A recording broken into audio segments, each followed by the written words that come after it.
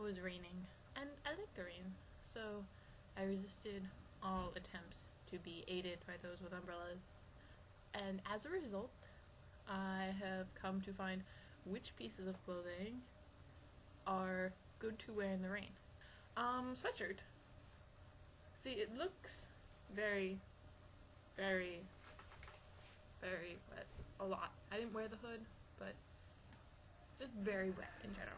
But really, it's not even moist on the inside. So,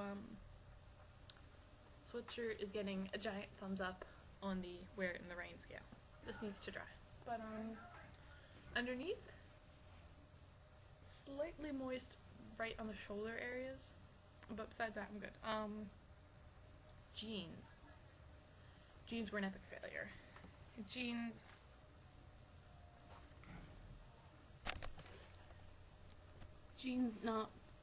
bad. So the biggest surprise came from my shoes. Obviously not rain boots, but I wore them anyway, and my feet, like, no moisture at all.